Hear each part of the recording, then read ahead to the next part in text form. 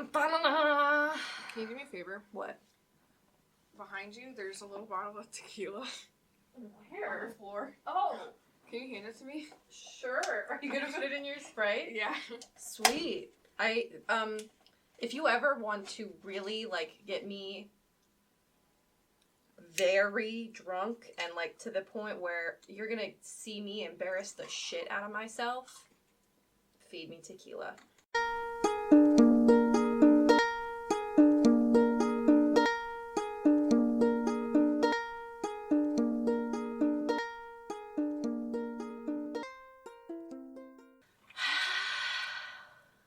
Are you alright? I just didn't know what that was going to taste like. Oh. Welcome back to Crime in the Coconut. I'm Amanda. And I'm Ashley. And there's tequila in Amanda's Sprite. Not a lot, just a little. Just a little bit for this fine Thursday. It's Thirsty Thursday, y'all. Mm-hmm. I went to college. So, a couple things I wanted to talk about since this will be coming...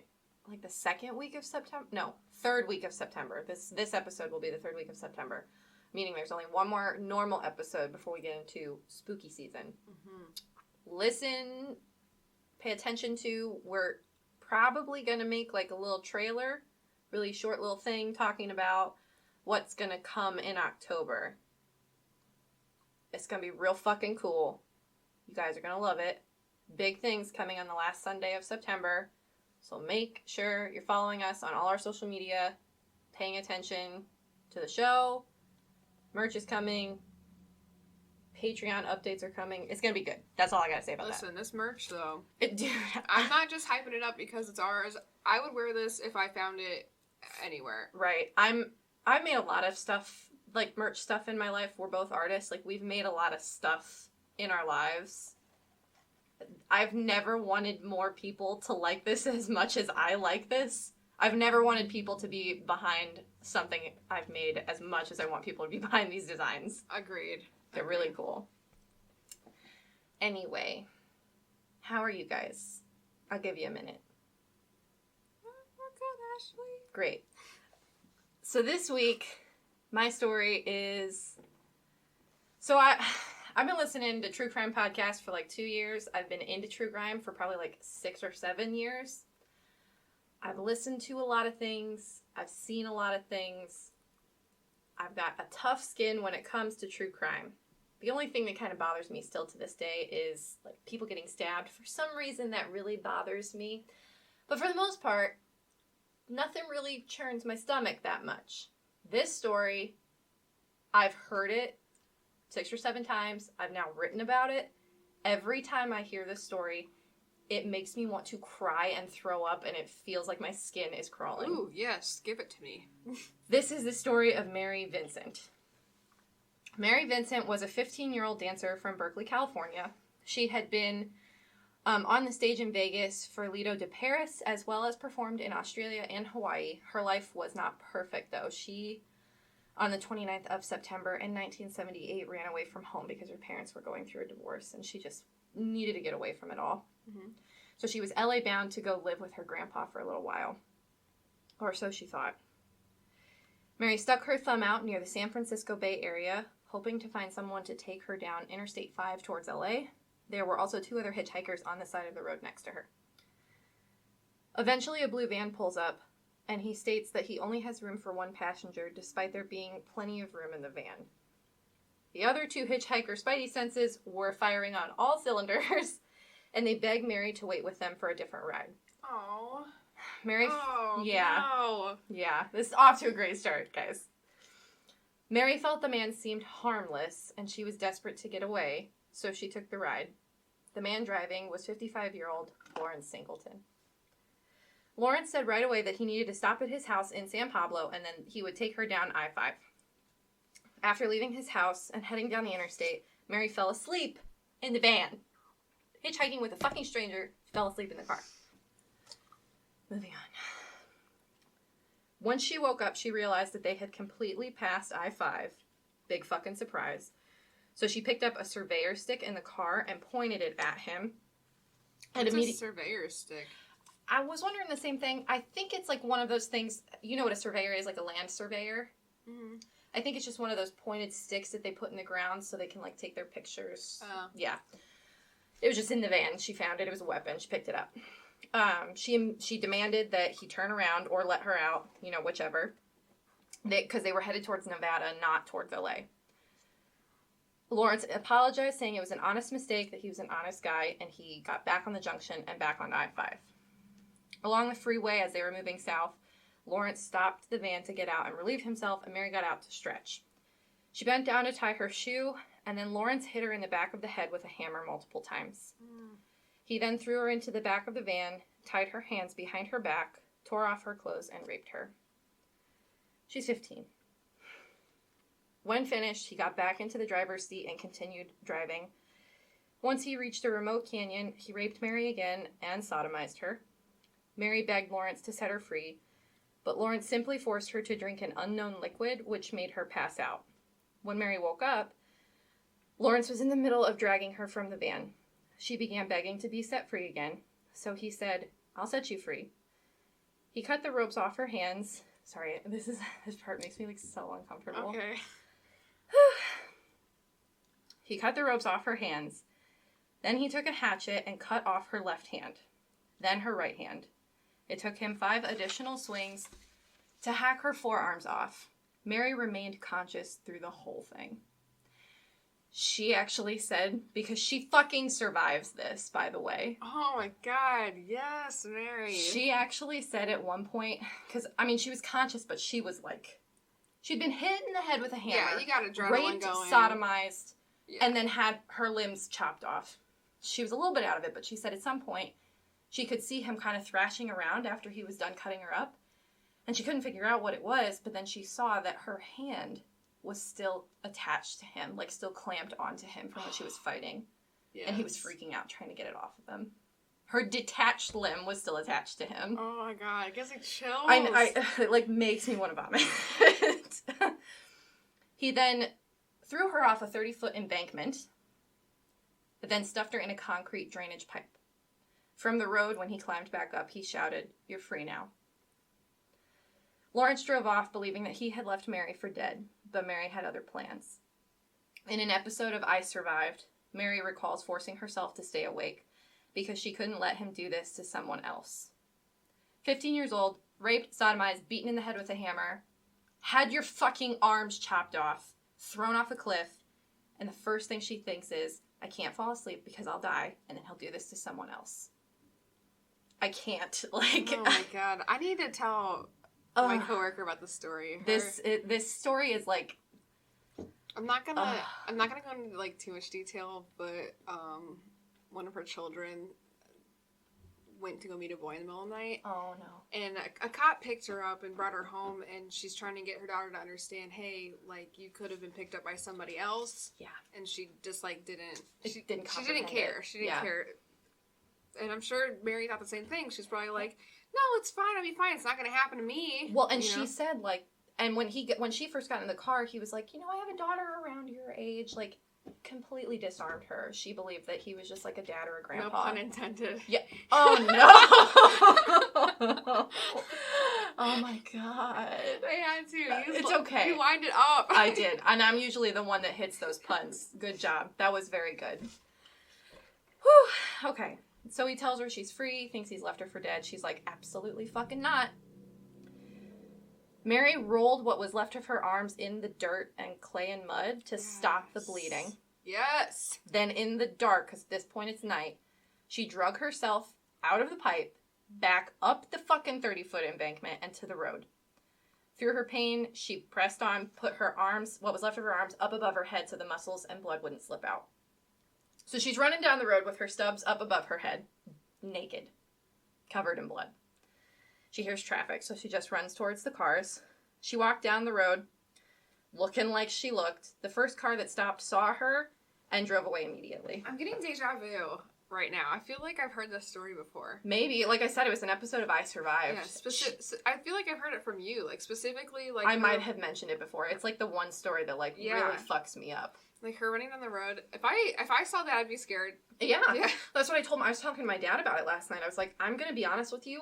I don't think I'd let her in my car. Like, not because I don't want to help. Like, maybe I would stop and call for help, but you just never know. Yeah. Like, what if she's already a pre-existing amputee and this is all just a ruse? Yeah, right. Because people have done crazier shit before to get people out of their cars. Yes. But they drove away, and Mary herself said, I don't blame them. Mm-hmm. I was a nightmare. I don't blame them for driving off. She kept walking another 3 miles, and finally a couple stopped, wrapped Mary's arms, and took her to the hospital. Mary spent a month in the hospital, but wasted no time in making sure her attacker was caught. She immediately gave such a detailed description of Lawrence that when police released the sketch, Lawrence's neighbor called the police to report him. Oh my God. Your life to be in danger, and you're sitting there thinking, like, I'm going to remember every single piece of this. She said, when she was relaying her story in the episode, she said, I remembered as he was hacking my arms off, I need to look in his eyes. I need to look in his eyes. I need to remember what he looks like. I need to pay attention to every detail of him. As he's chopping her arms off, she was thinking this. Oh my God. As she's being hacked up on the side of the road, she had already decided she wasn't going to die. God. And it's like stories like this, or like stories about like people, like women with their children or whatever, that it baffles me when people say that men are stronger. Dude, this story, oh my God, this woman, like, I might cry at the end because, like, it just... And I knew not to bring sex into it. I'm sure there are, blah, blah, blah. Men go through stuff, let me appease everybody so no one gets their feelings hurt. Whatever. Fuck you. This little girl She's had her 15. arms chopped off. She is 15. She has not even lived a fraction of her life yet, and she still had the wherewithal to think this. Yes. And have this strength, not for just herself, but for someone else. Anyway, we're going to keep going. Tell Mary's story. So the police went to Lawrence's home in San Pablo with a warrant, and they found Mary's cigarettes, as well as burnt remains of clothing that appeared to be hers from that day. Lawrence had already cleaned his van, removed the carpet, and washed it as well, completely removing evidence. Lawrence told the police that he had picked Mary up, but that he had picked up 2 additional hitchhikers later, named Larry and Pedro. He said they stopped at a bar, smoked dope, and then paid Mary to have sex with them, and then Lawrence passed out. He claims that the other Larry drove the van to San Francisco, and when he woke up, Mary's clothes were in the van, but she was gone. He denied attacking or raping her. He came up with a story, too. Mm-hmm. Mm-hmm.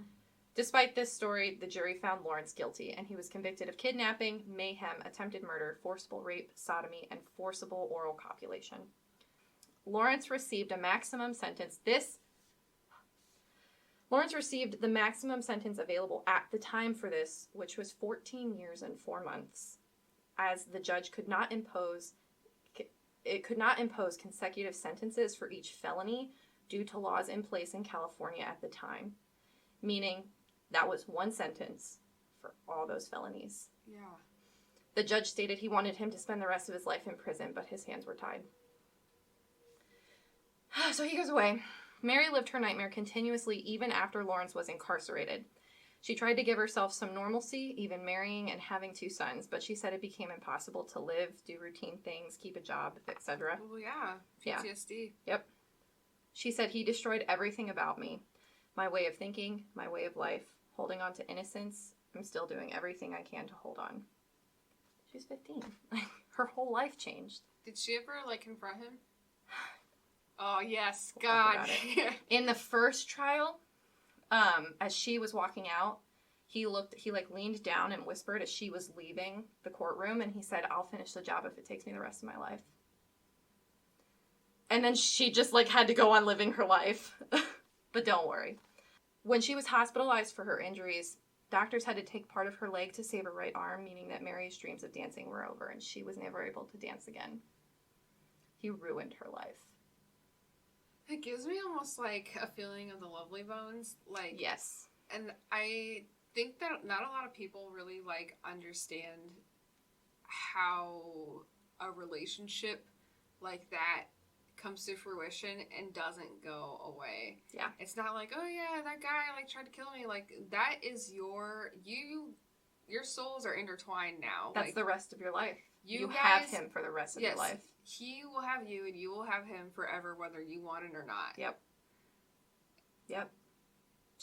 And she still carries it with her. She's never gonna forget him, and he's never gonna forget her. No. Just wait.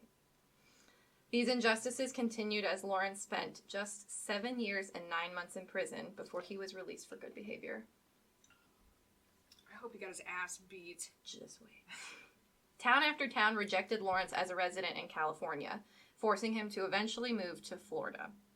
Law enforcement there did not have to notify his neighbors of his past, and so he was starting with a clean slate. Until February 19th of 1997. A painter was painting a nearby house and glanced down into Lawrence's window. He immediately called the police to report that there was a naked man repeatedly stabbing a naked woman in the home. He stated he could hear the woman's bones being crushed every time she was stabbed. Oh. When police arrived, they discovered Lawrence and the dead body of 31-year-old Roxanne Hayes. She was a mother of 3 and a sex worker who had agreed to meet Lawrence at his home for $20. Lawrence claimed they struggled because Roxanne tried to take more money than what they agreed upon, and he never meant for her to die. He was immediately arrested, and Mary was flown out to Florida to testify against him. Mary relived her nightmare to the jury once again in gruesome detail, not just for her own sake, but for the sake of Roxanne's memory and justice. Mary openly stated that if it had not been for the limitations of the law in California surrounding Lawrence's first trial, he never would have been free to kill Roxanne. Lawrence Singleton was found guilty and sentenced to death for the murder of Roxanne Hayes, because he's in Florida now, not California. Uh-huh. While awaiting the death penalty, he died in prison in 2001 from cancer. Mary went on to make That is too sweet of a release. I know. That's too sweet of a I wish release. she would have gone to the chair. God. Yeah. God damn. Yeah. To be a prisoner with him. Yeah. But you have to remember, they might not have even known about Mary's case. They probably did, but they might not have known. It's not something you really want to talk about while you're in prison, because you know you're about to get your eyes gouged out with a rusty spoon. And he wasn't put in jail in Florida for that crime. Yeah. So they might not have known.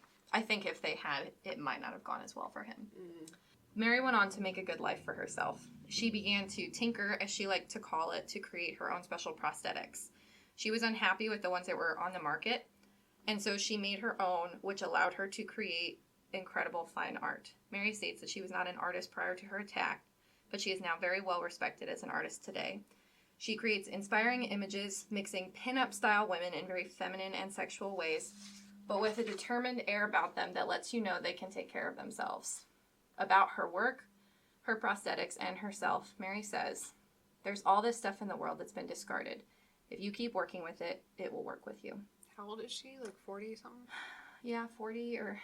She's 15 in 2000... She was 15 in 1978. Oh, so she's like... She's probably in her 50s. Maybe in the 60s. Yeah. She's still making her art. I'm bad at math. I think that's awesome.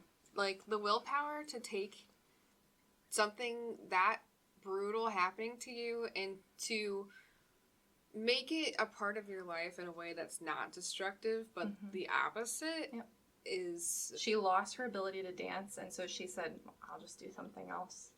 I'll make a better life for myself. While also not denying what happened to her. Yeah. Yeah. Yeah. And the fact that she paints women now that are still feminine, still like dainty and beautiful and sexual, but makes sure that they are also painted with a persona of, I can do this myself. I can take care of myself. That has to be what she sees in herself now. At least I hope so. Yeah, like I hope. that's awesome. I hope when she paints. She's married and had kids and everything too, right? Yeah. She's got 3 sons, I think. I wanted to cite my sources for this because I know that sometimes the story can, like, the details get muddied up. So my sources were SeattlePI.com, Morbidology, and that I Survived episode I watched. That's the story of Mary Vincent. Kudos to her husband, too. Yeah. I don't know if they're still married. I didn't see that they divorced at any point. But if they are still together, good on her husband, because I'm sure Mary will even admit that she was probably not an easy person to be with because of everything she had been through. Yeah. That's like my favorite story ever of all time. That is awesome. Yeah. God, what an icon. I know. I feel like people don't really know that story. I didn't know until it like popped up on a podcast. And I feel like everybody needs to know her name. Yes. Oh my God, Mary, I love you. I know. I love you. Her art, when I say her art sells for thousands of dollars. Like the cheapest one I was able to find was like $1,300. Hell yeah. Thousands. Good on her. Oh my God. Yeah. So I want to share some more uplifting stuff with you. I gathered some of our stats today. I've shared you like our numbers, like our plays and stuff, but I wanted to see like where people are listening to us from. Mm-hmm. So I'm going to read off all the states in the United States that people currently listen to us from. Okay, I don't know any of this yet, so she wanted to surprise me at the end of the episode. Yes, this is all brand new information for Amanda. Consider this a shout out to all these states. Thank you so much for listening to us. Ohio, Michigan, Virginia, Texas, New York, California, Illinois, Tennessee, Wisconsin, North Carolina, Washington, Pennsylvania, Georgia, Arizona, North Dakota, Maryland, Florida, Nebraska, New Jersey, Oregon, Idaho, Massachusetts, Minnesota, Alabama, New Mexico, Indiana, Kentucky, South Carolina, Hawaii, Colorado, Arkansas, Nevada, Connecticut, Missouri, Alaska, South Dakota, Rhode Island, Oklahoma, Utah, Montana, Mississippi, Kansas, Louisiana, and Delaware. 44 out of 50 states. Yes. Give me a high five. I know. Oh my God. The only states that don't currently listen are Iowa, Maine, New Hampshire, Vermont, West Virginia, and Wyoming. Oh my gosh. Get on it. Yeah, Wyoming. You're the last state in the alphabet. More on our listener stats. So we are U.S. based, obviously, so it makes sense that most of our listenership is in the United States. But there are 31 countries in total that we have listeners in. Really? These are the other countries outside of the United States that listen to us. Canada, the UK, Australia, Bahrain, Ireland, Netherlands, France, Mexico, New Zealand, Germany, the United Arab Emirates, Sweden, Romania, Brazil, Denmark, Argentina, Belgium, India, Norway, South Africa, Iceland, the Philippines, Israel, Antigua and Barbuda, Japan, Slovenia, Egypt, Czechia. I'm sorry if I said that wrong. I looked up the pronunciation. Okay. Spain, Finland, and Palestine. Oh my gosh. Okay, my brain can't even comprehend that. I know. Like, I just feel like you just list off a bunch of countries, but to think like there's like someone that lives there that listens to us. And even if you've listened like once, the fact that people in all those countries have even listened one time. Yeah. That's insane to me. I was writing it down and I was like, oh, I'm going to write down the states that listen to us. And then I was like, there's a lot. My God. And then I was like, might as well just write down all the countries too because it's on the same list. And I'm like, what? Wait a minute. So we also currently have a 4.8 star rating on Apple iTunes. How many ratings have we had? 12. Okay. So that's not that bad. So if you listen and you haven't already left us a rating, please go leave us a rating. We would love it if it was 5 stars, but we also appreciate your honesty. And I know we're still like 6 weeks away from actually being like at half a year's worth of episodes, but I just couldn't wait. Like I wanted to give the stats now. Oh my God. I know. We only started this in February. And we took a 2-month hiatus. Yeah. So. Yes. I deeply appreciate how go with the flow you are. And I mean, I know I am, but like just knowing like if there's ever a time where I'm like, I can't record today, like I just need to chill out and take a break. I've worked with a lot of people on like other creative stuff who they're very much people like, you don't put in as much content as I do, so I'm gonna get mad at you for that. See, even though there is an effort being put forth. Right. And I was a little nervous. I was like, I know Ashley said it's not a job, but like I'm kind of scared. And then especially when we started like getting bigger, yeah, I was like, maybe it's gonna like, and I want to take it seriously and I want to do all this stuff. But I was a little nervous. I'm like, maybe like if I tell her I can't record today, is she gonna get mad? And I know you wouldn't. I know you wouldn't. But I've been burned in the past for putting in as much work as I can, and your work will suffer if you treat it like work. I've learned that when it comes to the creative side of stuff. Take it seriously, but don't treat it like a job. Because the second it becomes a job, you're not going to like it anymore. I don't even see this mic sitting here when I talk to you about the stories. Yep. Like, and I know that that's not for everybody. I know there's like thousands upon thousands of podcasts out there. And I know there are hundreds of true crime podcasts. But I hope that if you're listening and you keep listening, it's because you like the fact that it's just two fucking idiots sitting and talking about this stuff every week. Like, I have to tell myself, like, there's a reason people listen. Like, I know there's very, very professional, like, they've been solidified for years and years, true crime podcasts that people swear by. And they're great, obviously, otherwise they still wouldn't be good podcasts. But I feel good about what we put out. We're going to start doing vlogs, too. Yes, so you get to look at us be stupid. I look at us be stupid. But I really do hope that the vlogs are as successful as a podcast. Yeah, I hope so, too. Even if it's just the same, we have like 250 followers on Instagram, even if it's just them watching us every week. Yeah. That's more than I could hope for. Agreed. So yeah, I wanted to give you that little nugget. Because I like wrote it down, I was like shaking in my boots. Well, I love you listeners. Yes, thank you. I wish I could hug each and every one of you. I'd make y'all a bowl of Campbell's chicken noodle soup. Yep. I'd bring you fries just like I brought Amanda fries today. She brought me Burger King. I would bring you all Burger King if I could.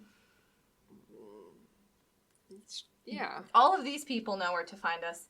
But if you're just tuning in for the first time, you can find us at Crime in the Coconut on Instagram, at CITC Podcast on Twitter. You can email us at crimeinthecoconut@gmail.com. That's about it for right now. We will probably have a website by the time the merch releases. I'm working on that. Yes. Just so it's easier for you guys to look at it. Follow us on Instagram. We'll post, when we're going to make a big announcement for October, so just be ready for it. Yep, we keep that pretty up to date. Yeah. So thank you guys again. It means a lot to us. Yes, I'll give you a smooch.